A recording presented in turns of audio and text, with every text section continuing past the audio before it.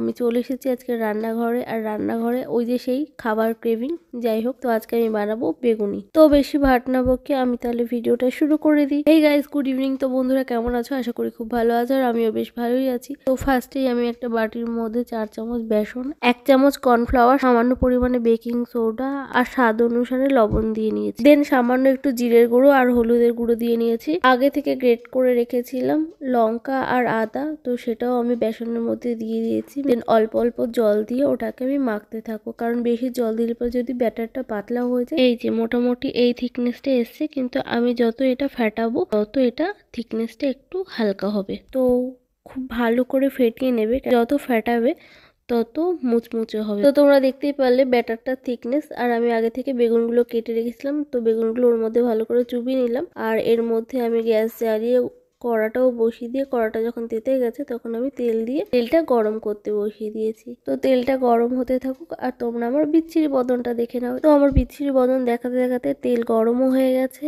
ব্যাটারের মধ্যে চোবানো বেগুনগুলোকে এপাশ ওপাশ করে খুব ভালো করে ব্যাটার মাখিয়ে নিয়ে ওই গরম তেলের মধ্যে দুপড়ি লাগিয়ে দেবো। এবার উল্টে পাল্টে খুব ভালো করে বেগুনগুলোকে ভেজে নেব। আর দেখো, ভাজার পরে এরকম একটা কালার আসবে। তো এক এক করে আমি সবগুলোই মোটামুটি করে ফেলেছি। দেন এবার খাওয়ার পালা। তো খাওয়ার আগে বেগুনিগুলোতে একটু বিট লবণ ছড়িয়ে নিয়েছি। বিট লবণ দিলে অসাধারণ লাগে খেতে। এদিকে আমার রান্নাঘরে ঢোকা দেখে দিদা মুখ ধুয়ে নিয়ে সোফাতে বসে আছে।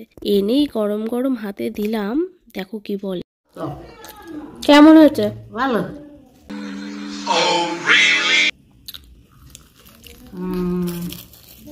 দেখেছো বন্ধুরা কি সুন্দর কচমচ করে আওয়াজ হচ্ছে? খুবই খাস্তা হয়েছিল ভাজাটা। তো আমি এখন গরম গরম বেগুনি খেয়ে নিই। তোমরা যারা আমার চ্যানেল এখনো সাবস্ক্রাইব করোনি তারা সাবস্ক্রাইব করে দিও, আর পাশে থাকা বেল আইকনটিতে ক্লিক করতে ভুলো না যেন। সবাই খুব ভালো থেকো, সুস্থ থেকো, অনেক অনেক ভালোবাসা নিও, আর অনেক ভালোবাসা দিও। Tata, love you all, good night. এখানেই ভিডিওটা শেষ করছি।